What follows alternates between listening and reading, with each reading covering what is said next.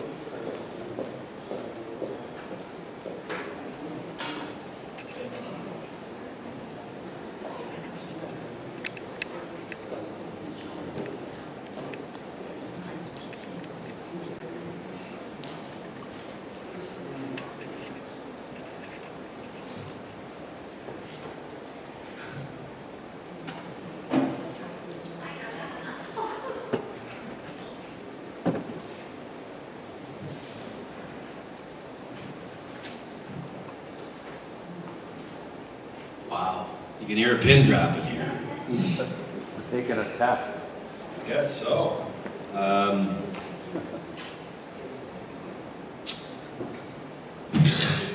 right. Well, good evening, everybody. Thank you for coming. I'm Tom Flaherty. I'm the Webster Town Supervisor. And for Webster citizens, you'll be happy to know that you're not going to hear me talking to this microphone for more than 1 minute. 3 weeks ago today, Coca-Cola Fairlife put out a press release that they were planning to build their next production facility for Fairlife here in Webster.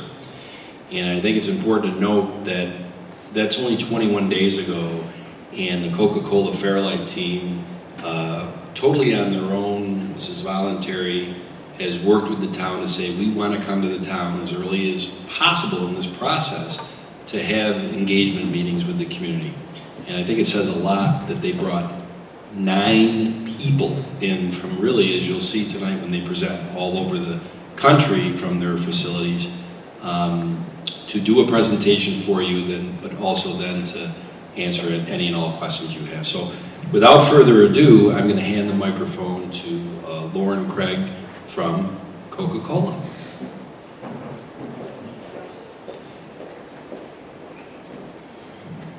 Good evening, everybody. I tried to say hello to as many of you as I could when you came in, but again, for those of you I might have missed, I am Lauren Craig, Director of Public Affairs of the Coca-Cola Company. I am joined by this very impressive team of folks that will be speaking to you tonight regarding the facility from across Fairlife, Haskell, and the Coca-Cola Company. Again, my team's going to talk us through this agenda here just from a very high-level overview of the project to give you a peek under the tent as to what the site at this point potentially will look like. And then, arguably most important, we want to give you all some time to ask us some questions. Before everyone else comes up, I just really do want to reiterate how excited we are that Webster is the preferred location for what will be Fairlife's largest production facility in the country. We also realize that that comes with a tremendous responsibility on our part, and we genuinely, in part, why we come out this early is because we want to make sure that we do not disrupt your community, your neighborhood, and that all we are doing is bringing value with jobs and economic development. So with that, my colleague David is going to come up and kick us off, and then I will be back again for some Q&A. Thank you. Not David. My apologies. Not David. Not David. Good evening. My name is Phil Lamoth. I'm the Senior Director of Manufacturing for Fairlife. I've been with Fairlife for 6 years, which you'll see the timeline is, in Fairlife years, that's a long time. We're still young, we're still growing, and most importantly, we're excited to be in Webster. So I'd like to start with a little bit about our background, who we are, to give you guys some context of our vision and our mission. So ultimately, we're a group of folks that believe in better, and we really do believe in the power of dairy nutrition. We're focused on bringing nutrition to the world, both macronutrients, so high protein, low sugar, and micronutrients, the vitamins and minerals that sustain life. And so what we're trying to do is to unleash that nutrition and really provide people with what they need. You know, my kids drink our chocolate milk every day. We've got occasions for our products throughout everybody's life, whether you're working out or you're replacing a meal or you're recovering from surgery. So we're excited. We really truly believe that we're doing something to make a difference. Our products, and hopefully you grabbed one on the way in. If not, there's plenty back there. We've got Core Power and Nutrition Plan on ice back there, so grab one or two on the way out. But what we make is really ultra-filtered milk. Our flagship, the trademark brand, that blue bottle right there is our Fairlife trademark. It's ultra-filtered. Essentially what that means is we're filtering out the lactose, we're concentrating the protein, and ultimately it provides us with a product that our consumers are looking for with less sugar, more protein. We take care of our milk through the whole process. It's maintained at a cold temperature through the whole process. We're obsessed with quality and making sure that we're delivering an ultra premium product. We also have Core Power. So Core Power is high protein after a hard workout. It's a great shake for athletes or for somebody that just went on a run. But it also tastes great. So we're also committed to making sure that we've got great tasting products. And the Nutrition Plan is our latest brand, and that product is more of a meal replacement, low calorie. You can find it in our club channels, Sam's Club or Costco, and that's really a high growing brand. So we love being able to provide nutrition to people, and this gives us the opportunity to do that more. We have multiple different facilities, and Webster being our third one will give us a chance to produce more for customers that are looking for our products. So I'll take you back in time a little bit and more about our story. So we started with Core Power, the recovery protein drink, and our founders were actually making that in New Mexico. They were shipping it to a bottler, up in the Midwest. And what we realized really quickly was that if we're committed to high quality and controlling the process and making sure we can make a premium product, we need to make the manufacturing as well. We need to make it in-house and really master that craft. So we started the Coopersville, Michigan plant in 2013. I've run that plant for a few years now. We're celebrating our 10-year anniversary, and we still have employees in that building from that first day. Being able to celebrate with them the accomplishments in the next chapter of Fairlife. But that wasn't enough. We're growing at such a rate, we needed to open up a new facility. We chose Goodyear, Arizona. That plant has been operating for the last 2 years. It is a state-of-the-art, high innovation manufacturing facility, still ramping up in production. But that's not enough. We're growing at such a rate where we need a third plant, and that's where you come in, Webster. We're excited about this area. There's high quality milk in the region. There's a lot of top talent. The industry, the innovation, the technical experience, the work ethic is all attractive to us. So we're excited to bring some jobs to the area and continue on our journey. With that, I'll hand it over to David to walk through some of the details on the project.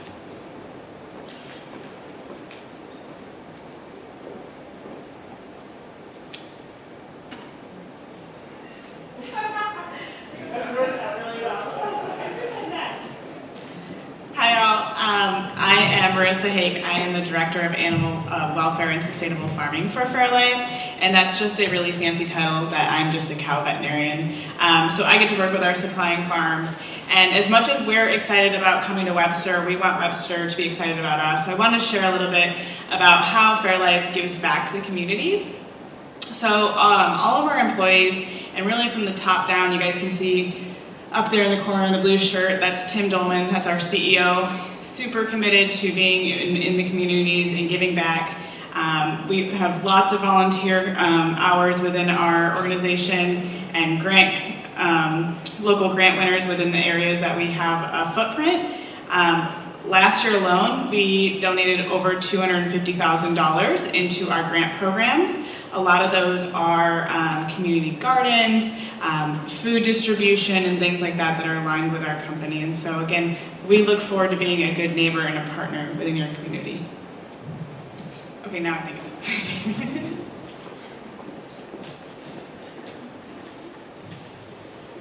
All right, finally.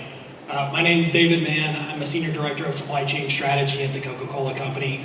I work with brands in our system on supply chain infrastructure development. We've partnered with Fairlife on this new facility, and I wanted to talk about a couple of the highlights at a high level of the project before we dig into some of the details on the site. So over the last 12 months, we've gone through a very competitive multi-state site selection process.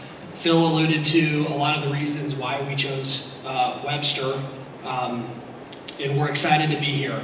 The production facility is expected to be about 750,000 square feet, which includes production, warehousing, and office space, and it'll sit on a property that's a little bit over 100 acres. We're expected to employ approximately 250 positions, inclusive of management, engineering, technicians, operators, and other administrative roles, like HR, training and safety, continuous improvement, and finance. One of the big advantages or benefits of a Fairlife production facility is that we source the raw material locally, the raw material being the raw milk. A plant of this size and scale would consume about 5 million pounds of dairy per day, just to give you an idea. And that milk comes within the local area. Typically, we source within 100 miles. So you can see in the bottom right-hand corner, it gives you an idea of the radius of 100 miles of Webster and essentially where we would target raw milk from local farms here in the upstate New York area. On the top right, this is a view of our network. So Phil talked about Coopersville and Goodyear.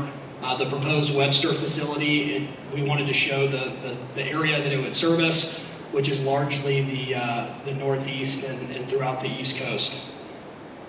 With this facility, we're looking to make a $650 million investment in Fairlife in the Webster area. That's our expected capital investment in this manufacturing plant.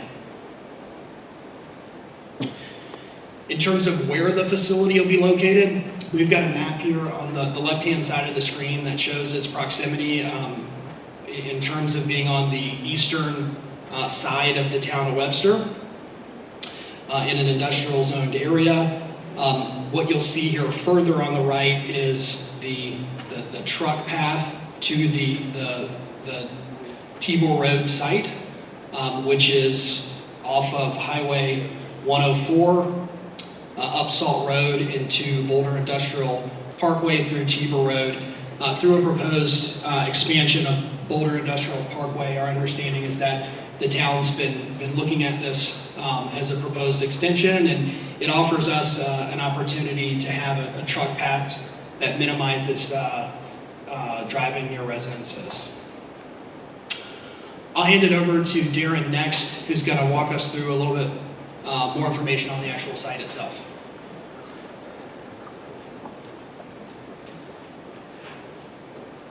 Good evening. Darren Darren Moore, Director of Engineering for Fairlife.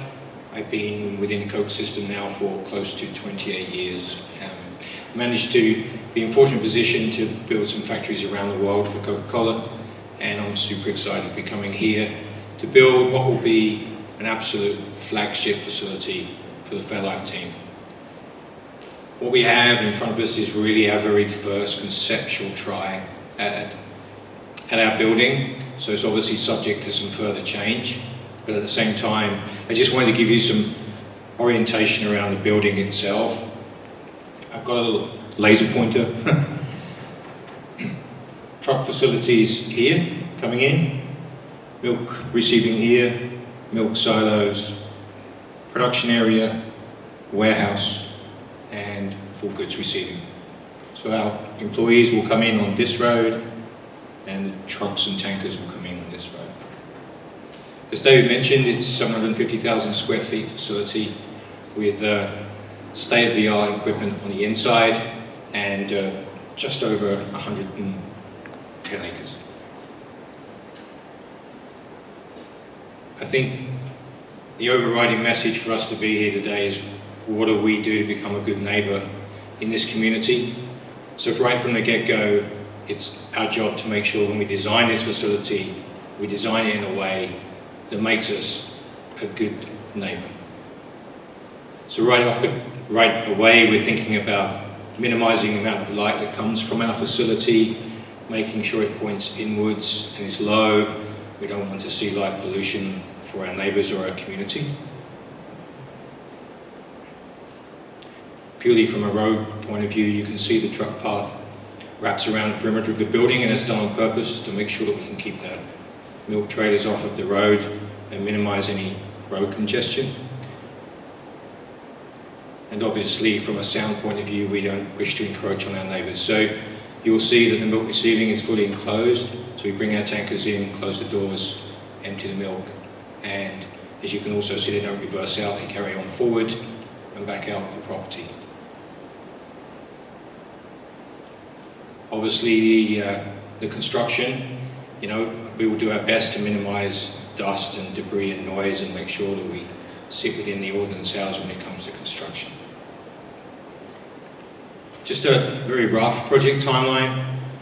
Obviously, everything's subject to permitting, but if things go well, we'll start breaking ground in October of this year. Depending on the New York weather, how much work we achieve during the winter of this year. But we'll be constructing all the way through 2024, and then come 2025 we'll be starting to bring our equipment in, and the equipment will take about 6 months to install and commission, and our hope is to be up and running in the Q3 of 2025. Hopefully that gives us a good overview of the project and why we're here, and as a team we'd love to answer any questions that you may have.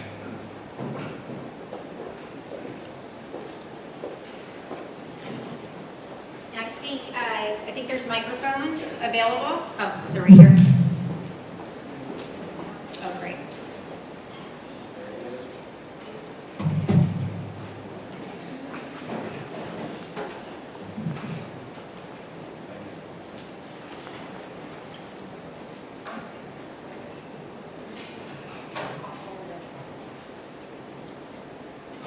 I have a question about milk and cows.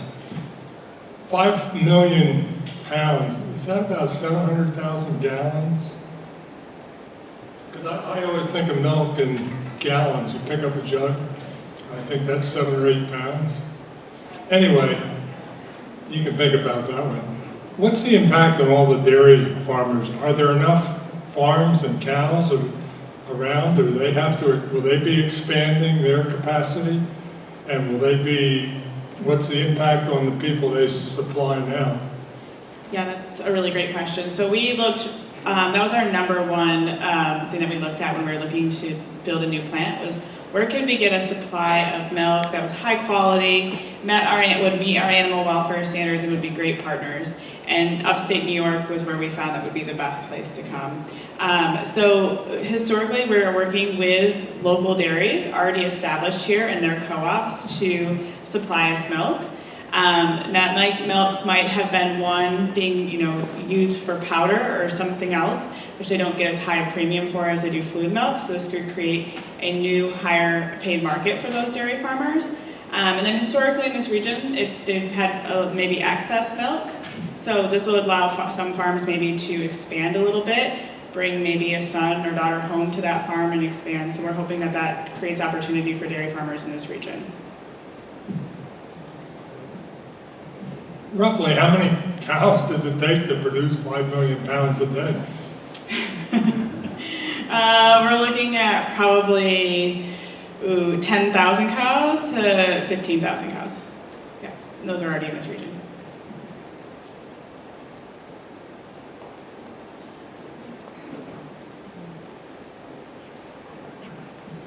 Could you talk about the waste products that you make and what you will do with them? Yeah, that's a great question. So we have 3 different byproducts from our process. The raw milk comes in and separated to skim and cream. We use some of the cream in our products, but a lot of it we'll sell back. So we'll load that cream, we'll heat treat it and load it and send it to creameries or other facilities that can use it. We also have lactose as a byproduct. We filter out the lactose. It's not desirable, but it is a great source of energy. It's kind of basically sugar water. We'll truck that lactose back to the farms, and our farmers will actually use that in their feed as a supplement. So really full circle sustainability when it comes to the byproduct going back to the farms. And then third is water. We filter and concentrate milk, so we're left with a lot of water. That filtered water we use to actually clean our process. So it allows us to use less water, use our resources wisely.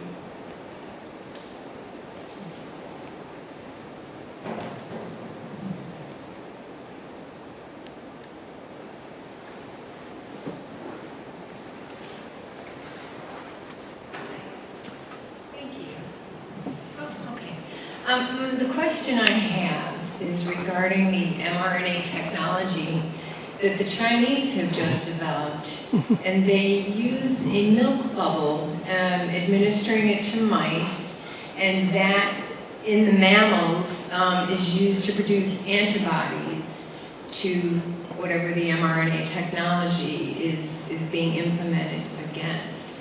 So my question to you is, are these animals and or their feed going to have mRNA technology introduced? So I can answer this question as a veterinarian. No, none of our animals are vaccinated with an mRNA vaccine. There are no approved mRNA vaccines for cattle in the United States. And if they were, they'd have to go through the FDA, be proof safe. And then additionally, no vaccine has been shown to transfer into meat and milk, so they're all completely safe.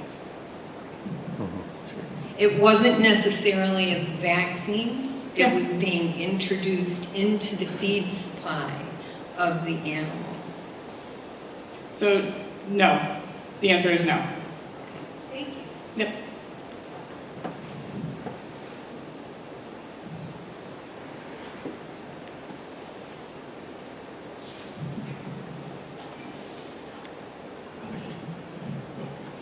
I heard that the facility needs 1.2 million gallons of water for production on a daily basis, and I heard you just mention that you extract a lot of water and send it out. I'm just a little confused. What's 1.2 million gallons used for production on a daily basis?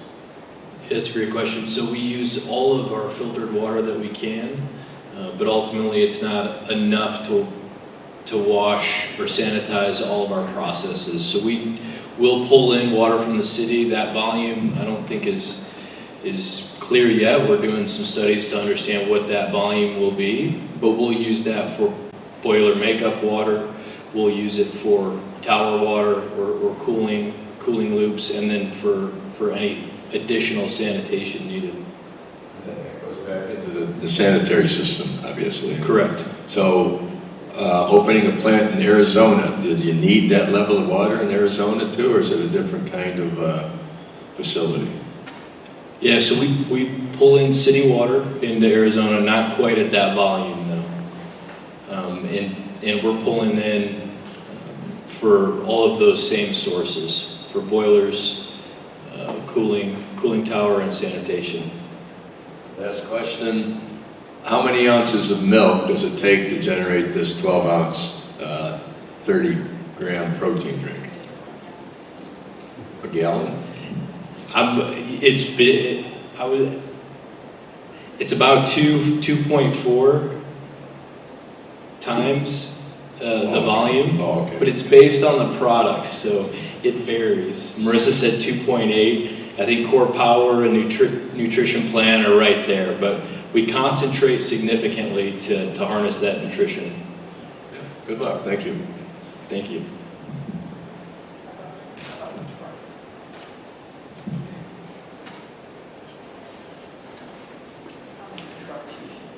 How many trucks usually go in and out on a day? Is this on? Yeah. We're currently in the process of the traffic study. It's obviously part of the permitting process. So the honest answer is we don't actually know quite yet, because it depends on the mixture of the size of the milk tankers as well, which we're negotiating right now as we go through it. So as we go through the public forum of permitting, one of the things that will be shared obviously will be the traffic analysis, which at that point you're going to see it very, very detailed, almost by the hour.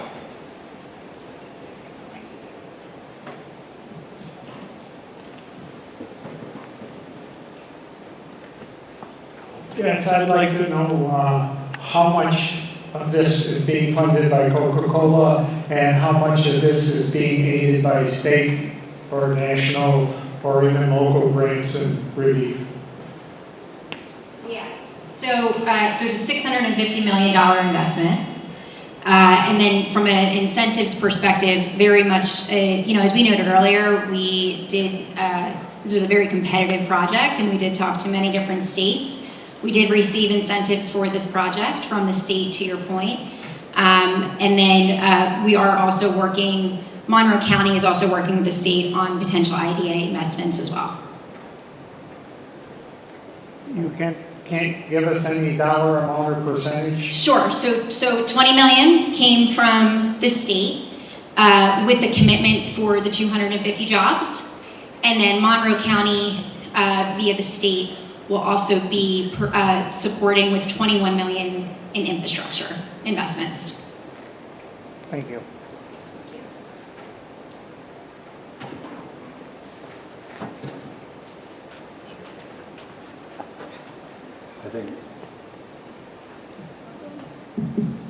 I think Webster is a great place for your site because you have unlimited 36-degree water 3 miles away. And Webster is producing a brand new or completely upgraded sewer system. So the other thing you got is a lot of electricity. So this is a great place. And I'm glad you found us. Another company just found us called Tessie, and they bought a bunch of the Xerox property and they're a plastic injection molding company, international company with local roots. Where are your bottles being made? Right there on Basket Road or across the street at Tessie? Or are you bringing in empty bottles?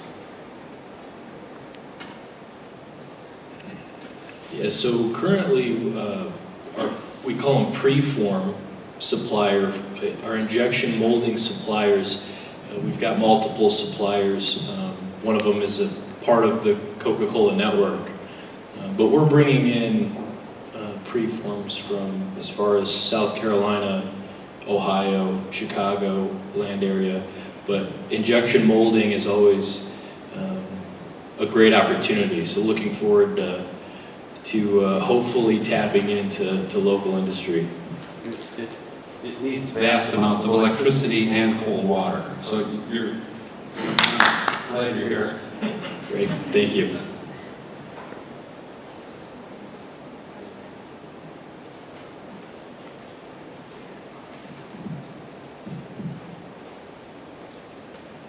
Somebody asked a question about the number of trucks. 5 million pounds a day works out to about 125 trucks carrying 20 tons each. And that's a lot of trucks. And you might think about some of them getting off at Basket Road and coming in. It's a little bit shorter, and you could split up the traffic a little bit. But as you said, you haven't done the study yet, so, but there's a lot of trucks. And just as we continue to work through these studies, our commitment to you all is that we'll continue to share this information as it becomes available to us. We know that's an important question.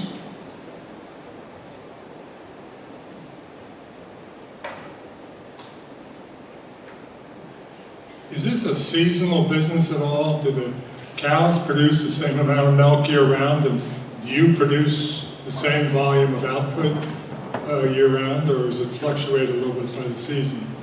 And will the employment be steady all year, or will the employment be up and down?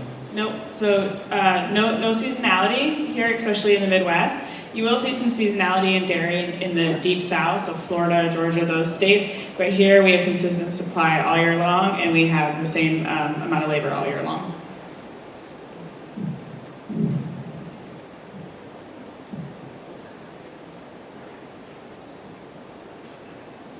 What else?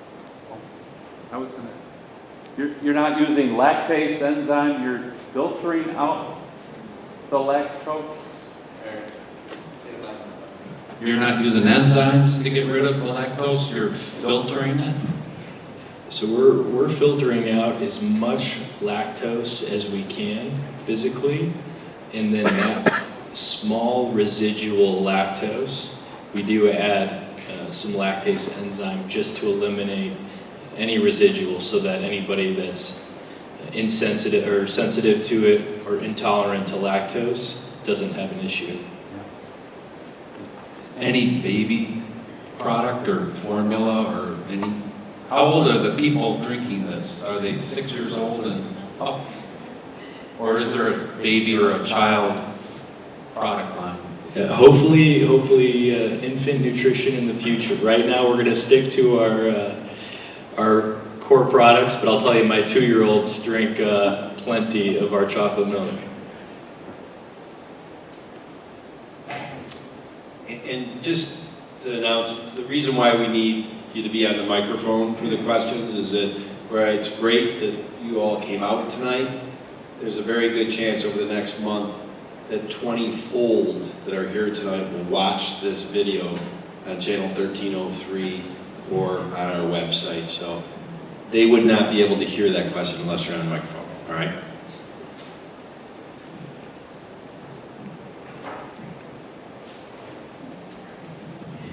Okay, so I did some math. I just want to fact check. It'll be around 50,000 cows that'll be supplying our plant. I apologize. I got nervous.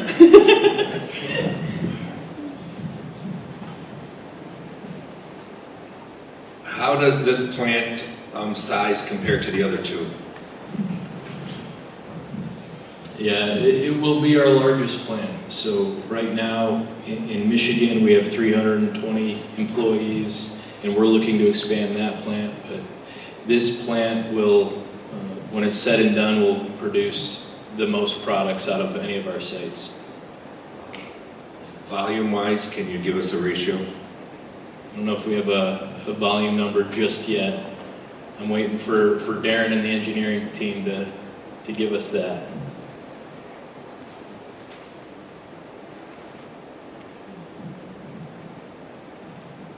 Yeah, just for reference, we're at about 4 million pounds a day at our Michigan site, about 2.5 million pounds a day in Arizona. This plant will exceed 5 million pounds a day.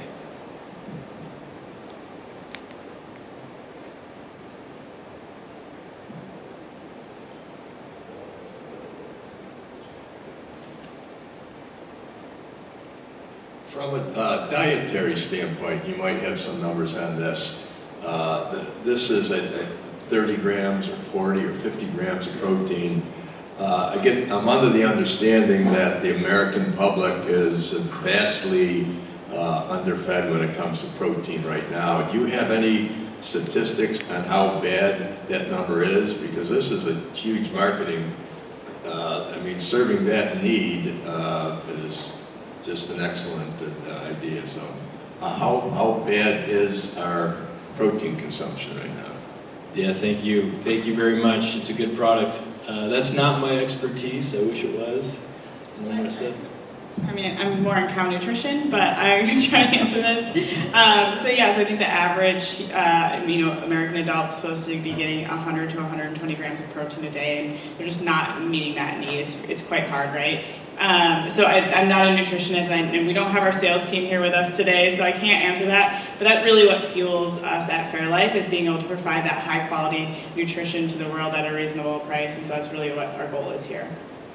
If I could just add to that too, as Marissa noted earlier, we of course do so much in the community, and so part of this process for us too, as we become ingrained in this community, is understanding where that need is. And so if you have recommendations on nonprofit partners or other community partners that we could work with to make contributions to or to donate to, please share that with us. I'll even add to that too. So when we work with local food banks and communities, one of the #1 asks for products at food shelters is milk. Families are looking for milk, and so this is something that we're really involved with. This is 3 times as protein laden as normal milk. So it go a long way in the city schools and everywhere else. They're drinking it and everything. It's good.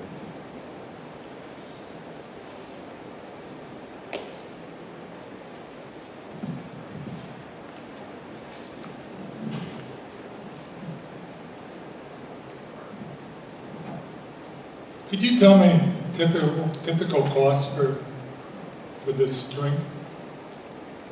And could you also say what the cost would be for a gallon of your product compared to a gallon of milk that we can go buy at Wegmans?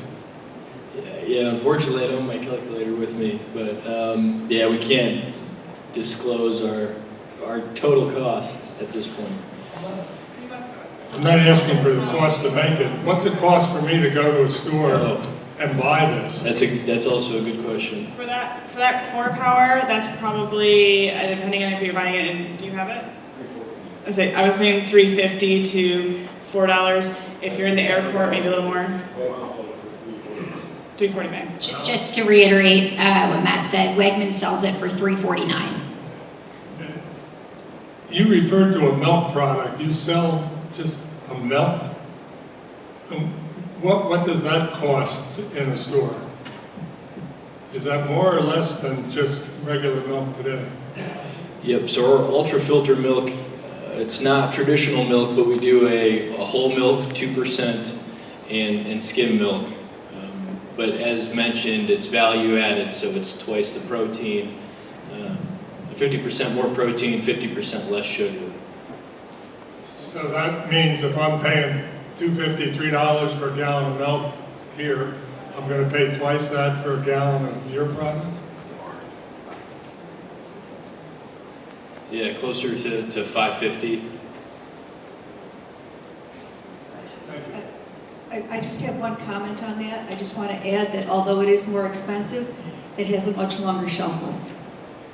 So even though you're paying more for it, you're not throwing it out in 10 days. That's exactly right.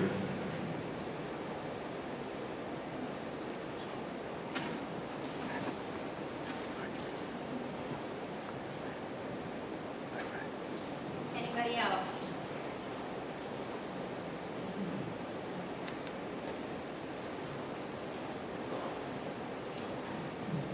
You're coming before the town board for your first time soon. And there'll be all the processes that you'd have to go through with permitting and meeting all the specs that they'll require. I'm assuming that you're working together well in advance of those meetings so that you are able to be prepared to do, and we are prepared to do what needs to be done to make this happen. That's a kind of a rhetorical question, but I'm sure that's all taking place.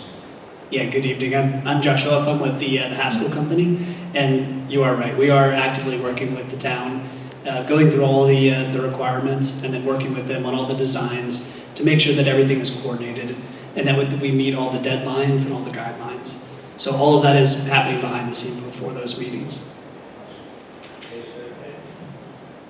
Is there anything that the community can do to promote the engagement of your business in our community? You're presenting something, but there's a whole community out here who really will benefit from you being here, and you will benefit from us understanding fully what it is that you offer here. And I'm just wondering if there's something from the community itself, not just from the town, that would be helpful to you in promoting this effort.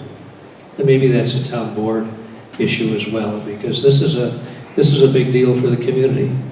And maybe looking at it a little bit different might be helpful to be sure that roadblocks, and I'm thinking, I was mentioning outside earlier, that we had a developer just pull out of a 16-year project, in a 16-year long project in Pittsburgh, saying that all of the things that had to be done, and it came down to a vote, and one person made the difference. And they said, we've had enough.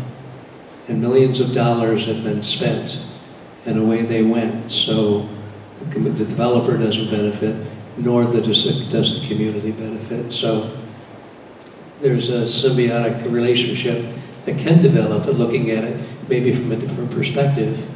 And maybe in your area of expertise, that might be something that's looked at in a little different way to entertain the community benefit. Yeah, so for any of my colleagues who might have something to add, please do. I would say my first response to your question is you doing what you are doing right now.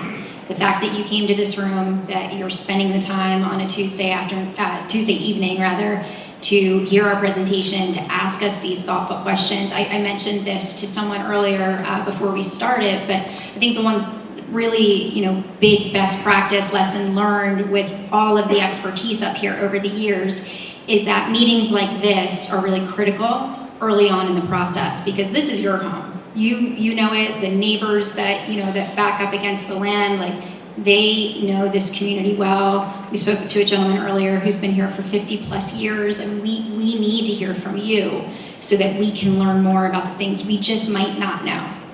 So to answer your question, we thank you all for coming out on a Tuesday night to speak with us and to ask us these questions. And I think the only thing that we would ask in return is please keep doing it, and know that, we know trust is earned, and we're going to keep working to ensure that we prove to you all that we deserve to be here, not only that we want to be here.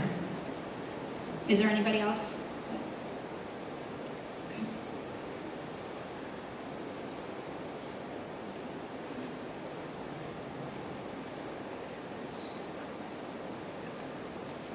Any final takers?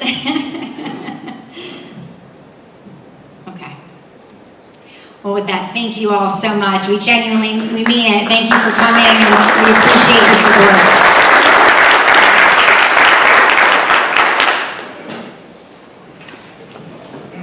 Oh, please grab some product on the way out, too.